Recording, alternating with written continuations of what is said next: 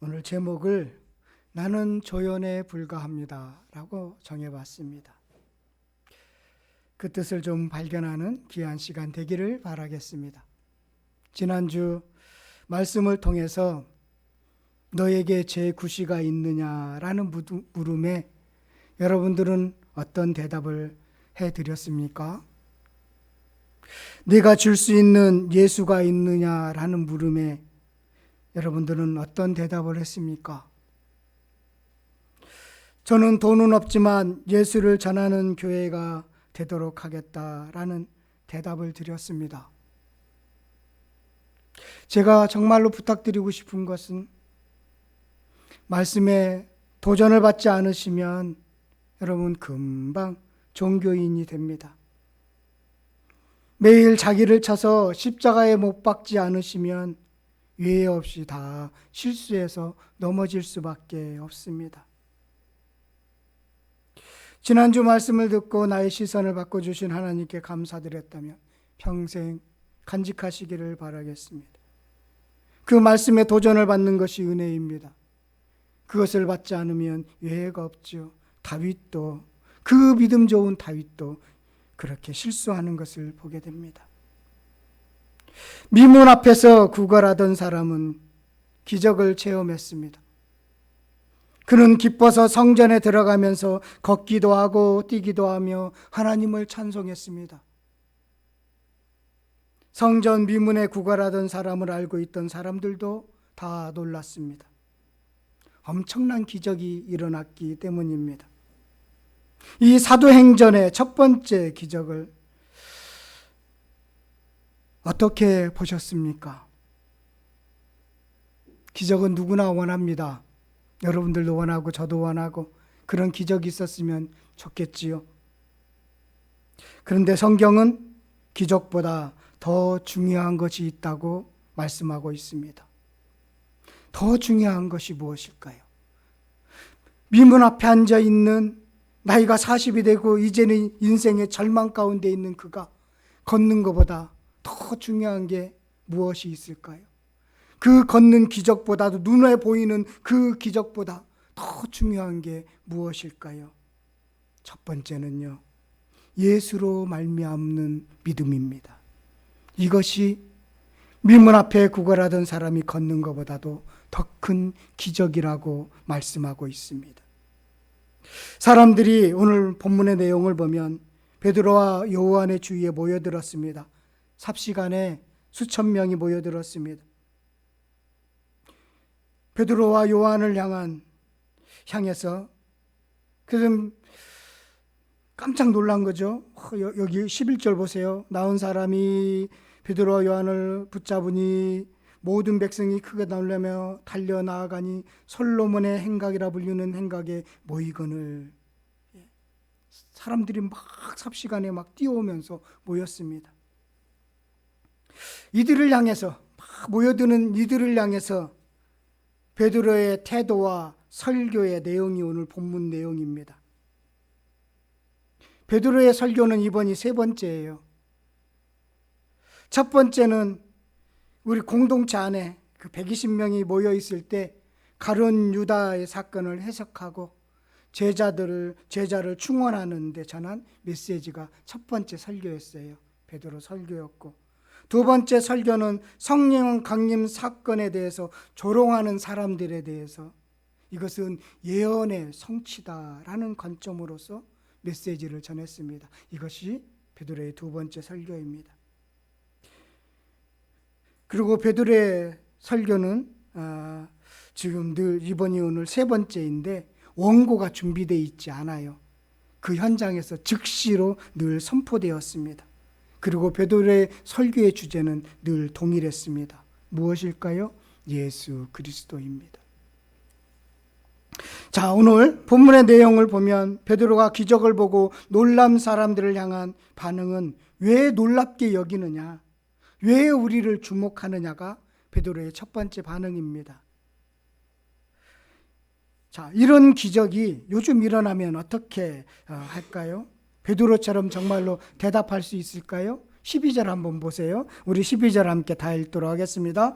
베드로가 이것을 보고 백성에게 말하되 이스라엘 사람들아 이 일을 왜 놀랍게 여기느냐 우리 개인의 권능과 경건으로 이 사람을 걷게 한 것처럼 왜 우리를 주목하느냐. 정말로 베드로 지금 이런 기적이 요즘 일어났다면 어떻게 할까 이런 생각을 좀 해봤습니다. 그러면 스타 베드로 목사가 될 것 같아요. 그렇죠? 각종 기독교 방송에 출연하면서 그 기적의 내용들을 그렇게 나눌 것으로 보입니다. 예수님의 이름으로 고쳤습니다라고 하겠죠. 또 여기저기 교회나 또 기관에서 부흥 집회 강사로 아주 유명해서 아주 일주일 내내 그렇게 부흥회를 나갈 것으로 보입니다. 스타 목사가 되는 것이지요. 그리고 그 기적을 일으킨 목사님에게 주목할 것이고 그 목사님에게 기도 한번 받아보려고 줄을 서는 사람들이 꽤 많을 거라는 생각도 들었습니다. 그 목사님은 교회에 도움이 된다는 이유로 왜 나를 주목하지 않느냐 베드로처럼 말하지 않고 은근히 이것을 하나님의 은혜라고 하면서 자꾸만 자기를 주목하는 데 있어서도 거절하지 않을 거라는 생각이 들었습니다. 인간의 욕망 속에서 제가 만약에 그런 지지난주인가 그런 농담을 한 적이 있는데 제가 누구 일으키면 큰일 난다. 여러분 나 못 본다. 그런 얘기 했던 것처럼 그럴 것 같아요. 인간의 욕망 속에는 이적의 주인공이 되고 싶어하는 것들이 꿈틀거리고 있거든요. 제가 기도했는데 좋아졌어요. 이런 말만 들어도요. 속으로 그래 나는 좀 괜찮은 목사지 라고 할 정도입니다. 다 그래요. 저도 그래요. 기도했는데 응답 받았어요. 저도 기도했어요. 라고 하면서 은근히 내가 기도한 것을 내세우는 그런 모습들을 저 스스로도 발견합니다. 사람들이 주목하고 사람들이 달려들어오면 12절처럼 베드로의 반응을 하기가 쉽지 않다라는 것입니다. 베드로는 청중들의 반응에 질책하듯이 왜 놀랍게 여기느냐, 왜 개인의 권능과 경건으로 이 사람을 걷게 한 것처럼 보느냐, 왜 우리를 주목하느냐, 이 말을 하는 베드로의 변화된 모습을 보셔야 합니다. 복음서의 베드로는 주목받고 싶은 사람이었습니다. 높은 자리에 올라가고 싶었던 사람이었습니다. 물 위에 걷고 싶었던 사람이었습니다. 기적을 체험하고 싶은 사람이었습니다. 늘 앞에 나서서 행동하는 사람이었습니다. 그런 사람이었어요. 복음서의 베드로는요. 그런데 지금 안진뱅이를 일어난 일이 놀라운 일이 아니라 사실은 정말 놀라운 일은 12절을 말하고 있는 변화된 베드로를 보는 것이 놀라운 기적인 것입니다. 기적은 자신에게서 먼저 일어난 변화이다라는 것입니다. 원래 베드로는 사실은 영적인 안진뱅이였던 것이지요. 그가 영적으로 일어난 것입니다. 그 기적의 증거가 바로 12절입니다. 만약 베드로가 12절의 말을 하지 않았다면 베드로가 일으킨 것처럼 오해하고 베드로를 쫓아갔다면 베드로 종교가 생기는 거지요. 그래서 기적을 일으킨 것보다 그 먼저 변화된 베드로, 그것이 그 기적보다도 우선한다라는 것입니다. 그러면서 딱 잘라서 말하면서 자신을 변화시킨 것이 무엇인지를 전하고 있습니다. 구원의 이름은 예수 그리스도라는 거예요. 16절과 연결하셔서 보셔야 돼요. 12절의 그런 반응과 16절의 말씀으로 연결해서 무엇이 기적인지를 알아야 되는 것이지요. 우리 16절의 말씀 다 같이 읽도록 하겠습니다. 그 이름을 믿음으로 그 이름이 너에게 보고 아는 이 사람을 성하게 하였나니 예수로 말미암아 난 믿음이 너희 모든 사람 앞에서 이같이 완전히 낫게 하였느니라. 예수의 이름을 믿어야 합니다. 예수로 말미암아 예수를 통해서 밖에 일어난 믿음을 말하고 있습니다. 예수를 통해서 받게 된 믿음입니다. 예수님으로부터 흘러온 믿음입니다. 예수님이 낫게 해주었습니다. 예수님이 낫게 해주었습니다. 예수님이 낫게 해줬습니다. 베드로는 자신을 주목하는 그 시선을 누구에게로 돌리느냐 하면 예수께 돌리고 있는 것입니다. 예수께 돌리고 있는 거예요. 예수를 설명하고 있습니다.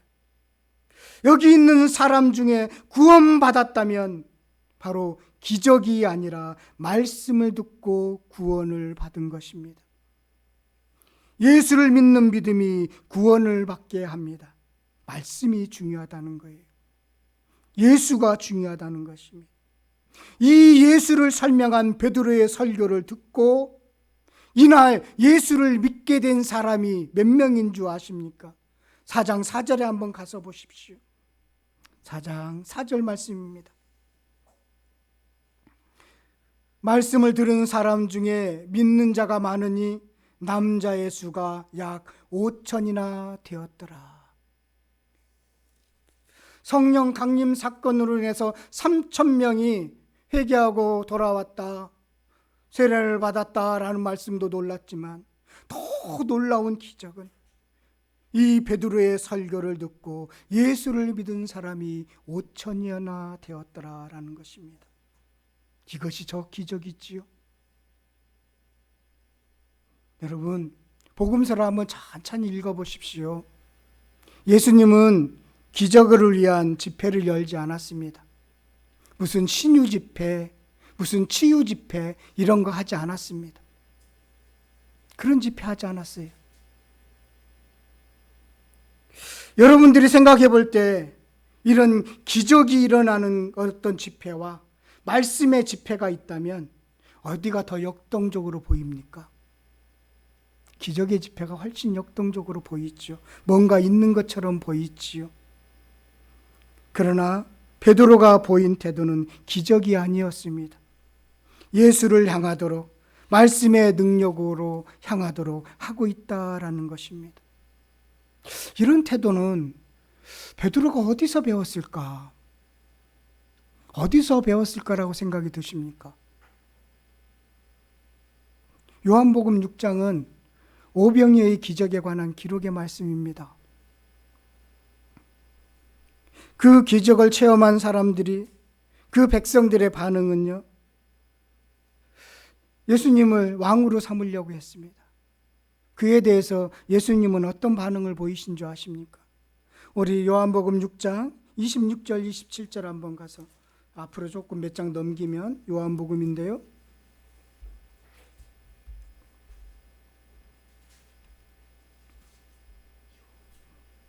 15절을 보면, 요한복음 6장 15절을 보면, 그러므로 예수께서 그들이 와서 자기를 억지로 붙들어 임금으로 삼으려 하는 줄 아시고 다시 혼자 산으로 떠나 가시니라 라고 이렇게 말씀하시죠. 그러고 나서 26절 27절 말씀 다 같이 읽겠습니다.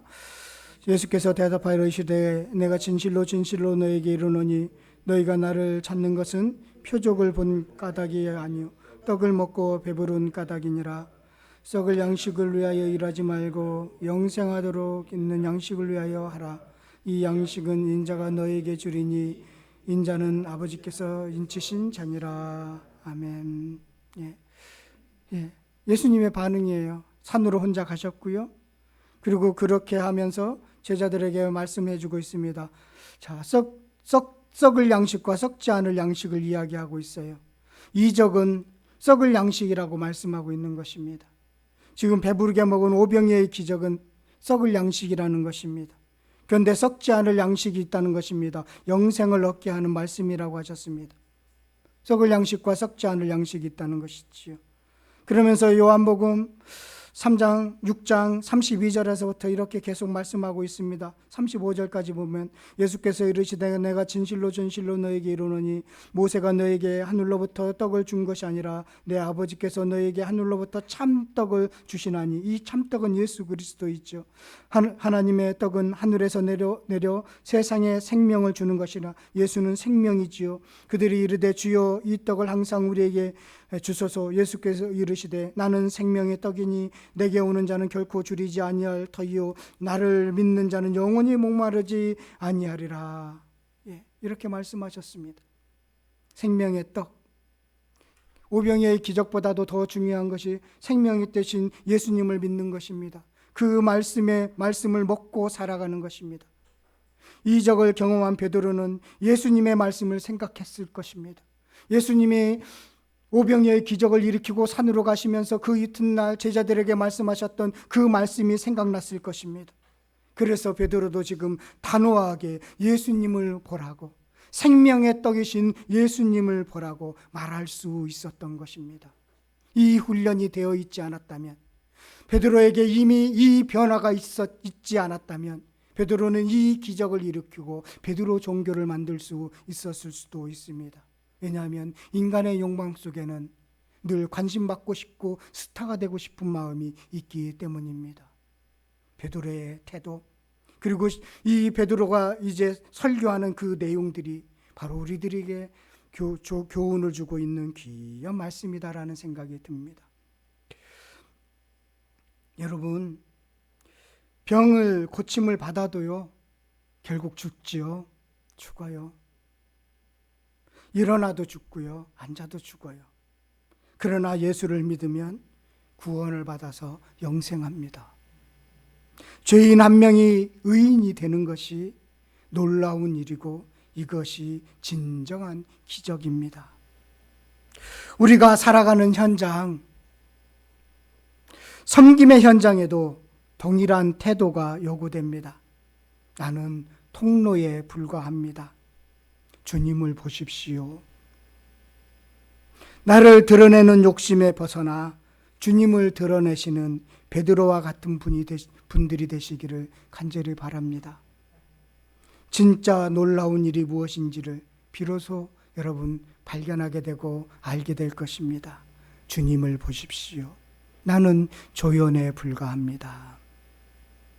두 번째는요, 오늘 말씀을 통해서 우리에게 주는 큰 교훈은 베드로의 메시지를 들으셔야 합니다. 베드로의 메시지를 들으셔야 돼요. 베드로의 설교는 거침이었고요, 죄에 대한 지적이 명확합니다. 13절부터 15절까지 보면 누가 메시아를 거부하였느냐로 시작하는 것이죠. 너희가 예수를 넘겨줬지, 빌라도 놓아주려고 했는데 너희들이 거부했지. 이것이 메시지의 시작입니다. 두 번째 설교의 내용도 사도행전 3장 2장 36절에 보면 2장 36절에 보면 두 번째 설교도 마찬가지예요. 그러나 이스라엘 온 집은 확실히 알지니 너희가 십자가에 못 박은 이 예수를 하나님이 주와 그리스도가 되게 하셨느니라 하니라. 너희들이 넘겼지. 너희들이 메시아를 죽였어. 그분은 너희들이 기다렸던 메시아야. 그래서 이 오늘 본문의 13절부터 25절까지가 그 설교의 내용인데, 메시아의 호칭을 아주 계속적으로 베드로가 사용하고 있습니다. 메시아의 호칭, 하나님의 종이었다. 거룩한 분이었다. 모세와 같은 선지자였고 그의 종이었다. 그는 생명의 주였어. 선지자들을 통해서 말씀했던 그 선지자야. 구약의 예언을 통해서 말씀했던 그 메시아야. 너희들이 죽였어. 빌라도는 놓아주려고 했는데 그것을 거부한 너희들이 죄를 지었어. 이스라엘 사람들아, 너희들이 생명의 주를 죽였다. 정확하게 죄를 지적하고 있습니다. 죄를 깨닫지 못하면 회개가 없기 때문입니다. 다윗이 죄를 지었습니다. 그런데 1년 동안 그 죄를 깨닫지 못했습니다. 지적해 주는 사람이 없었거든요. 그런데 하나님이 보낸 나단 선지자를 통해서 그 죄를 지적받았을 때 그는 비로소 회개할 수 있었던 것입니다. 여러분, 우리는 무디입니다. 내가 죄를 지었음에도 불구하고 죄를 지은 것에 대해서 잘 모르고 인식하지 못할 때가 있습니다. 그러나 말씀으로 누군가에 의해서 죄가 지적되었을 때 회개하는 은혜가 있기를 바라겠습니다. 죄를 지적했습니다. 베드로는 사람들이 듣기 싫어하는 죄에 대해서 지적했습니다. 요즘은요, 강남에 있는 목사님들은요, 인간의 죄에 대해서 제대로 설교하지 못한다고 그럽니다. 사람들이 싫어해서요. 성도들이 싫어해서요. 죄에 파상된 악은 이야기하지만 그 하나님을 떠난 죄, 그 근본적인 죄를 지적하지 못한다고 합니다. 그러나 베드로는 지금 과감하게 그들의 죄를 지적하고 있습니다. 좀 분위기가 거칠죠? 13절에서부터 15절 이렇게 말씀을 읽으면 그 거친 베드로의 모습이 보이기도 합니다. 과감없는 베드로의 모습, 그런 모습이 보입니다. 그러고 나서 16절의 말씀에 전환을 이루고 17절부터는 분위기가 바뀝니다. 17절, 18절 말씀 한번 어떤 분위기로 바뀌었는지 한번 생각하면서 읽어봤으면 좋겠습니다. 함께 읽겠습니다. 형제들아, 내가 알지 그러나 하나님이 모든 선지자의 입을 통하여 자기 그리스도께서 고난받은 신지를 미리 알게 하신 것을 이와 같이 이루셨느니라. 이미 성경에 예언된 것이고 예언의 성취이다. 너희들이 알지 못해서, 성경을 알지 못해서 그렇게 행동했던 것을 이해한다.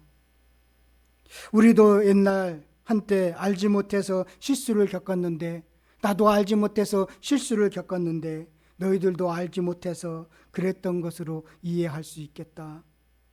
그때는 나도 사실은 이해가 안 됐을 때가 있었는데, 그래서 넘어졌었는데 지금 깨닫게 되었다 라는 말씀이 이렇게 깔려 있는 것입니다. 이 말씀을 좀 이해하시려면요, 겟세마네 동산의 베드로와 오늘 솔로몬 행각에서 전하는 베드로의 모습을 조금 비교하시면서 이 말씀을 읽으면 훨씬 더 이해가 더 갈 수 있습니다. 베드로는 예수님을 잡으러 온 대제사장의 종 말고를 칼을 들어서 길을 베었습니다. 그 마음이 사실은 13절부터 15절에 담겨져 있는 마음이에요. 오늘 본문에 말고를, 그 종, 대제사장의 종 말고를 칼을 들어서 벨 그 마음, 그 마음은 13절부터 15절까지 거친 마음이 담겨져 있습니다.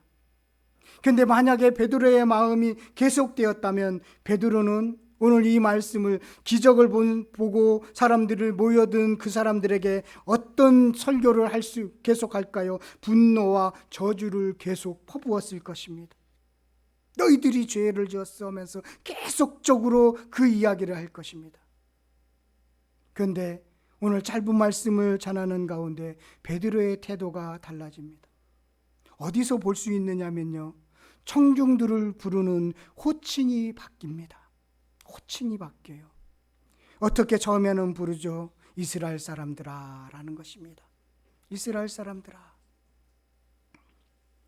이스라엘 사람들아 하는데요, 그리고 17절에서는 어떻게 부르죠? 형제들아.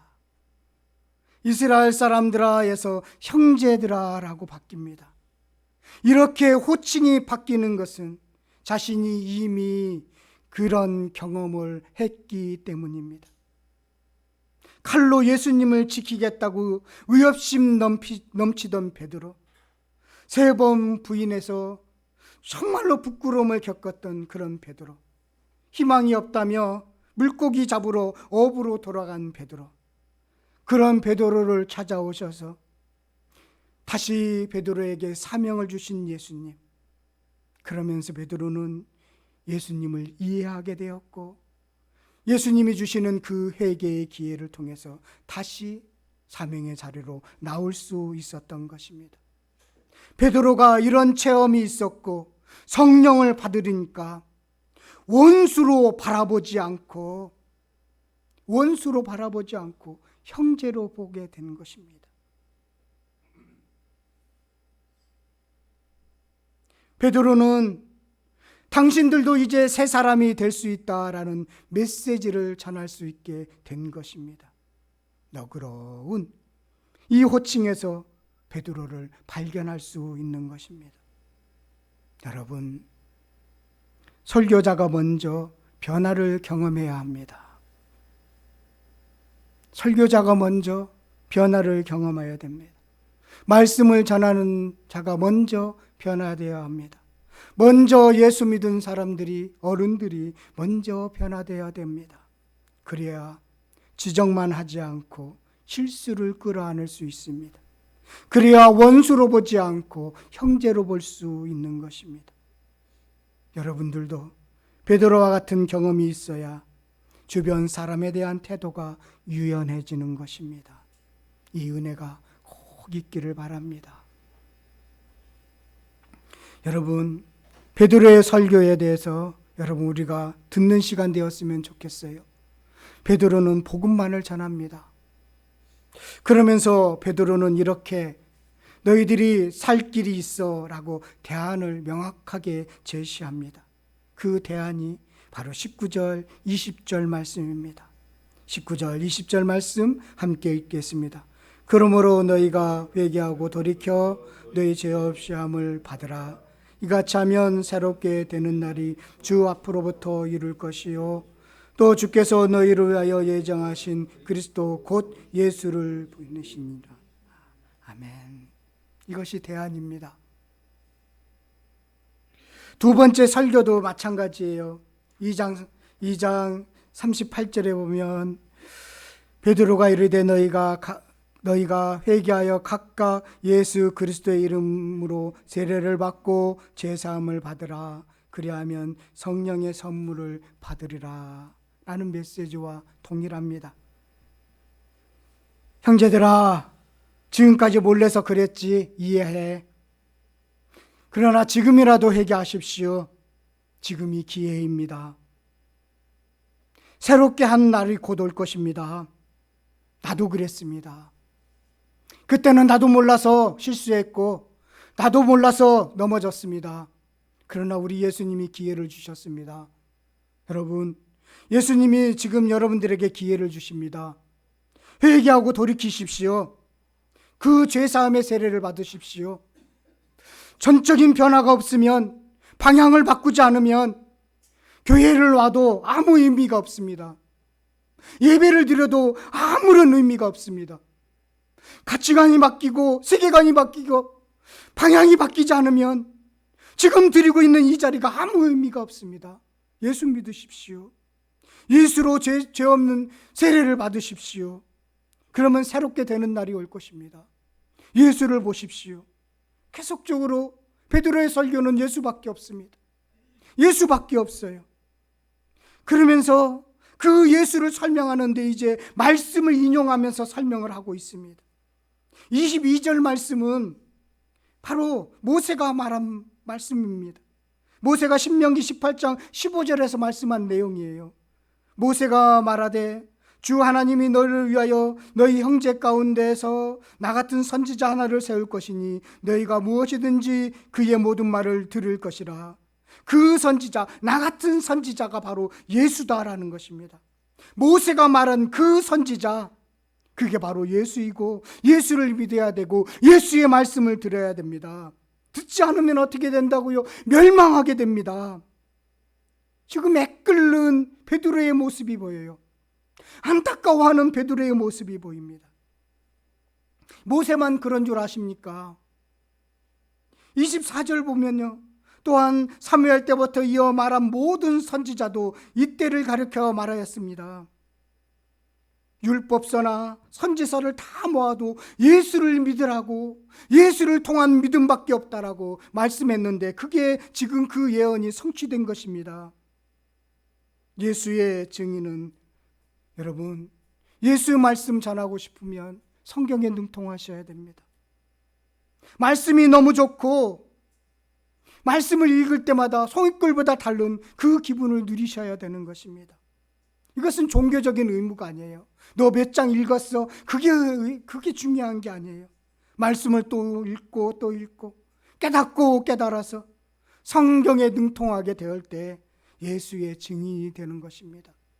성경을 인용하셔야 되는 것이지요. 이 말씀이 이렇게 된 거야. 설명해 주셔야 되는 것이지요. 그러면서 베드로의 설교는요, 25절, 26절이 결론입니다. 우리 결론의 말씀 다 같이 함께 읽겠습니다. 너희는 선지자들의 자손이요 또 하나님이 너희 조상들과 더불어 세우신 언약의 자손이라. 너희 이르시기를 이 땅의 모든 족속이 너희 씨로 말미암아 복을 받으리라 하였으니 하나님이 그 종을 세워 복 주시려고 너에게 먼저 보내사 너에게 알금 돌이켜 각각 그 악함을 버리게 하셨느니라. 아멘. 그 너의 씨로 25절 너의 씨로는 예수를 말씀하고 각각 이제 악함을 버리도록 회개하는 죄사함을 주시도록 이 예수를 이 땅에 보내주셨습니다. 복된 소식을 전합니다. 형제들은 언약의 자손이고요. 여러분들은 언약의 자손이지요. 하나님이 신실하셔서 그 여러분들하고 약속했던 아브라함과 약속했던 약속을 지키시는 분입니다. 이제 복의 근원이 되십시오라는 거예요. 희망을 갖도록 권면하고 있습니다. 이것이 베드로의 설교입니다.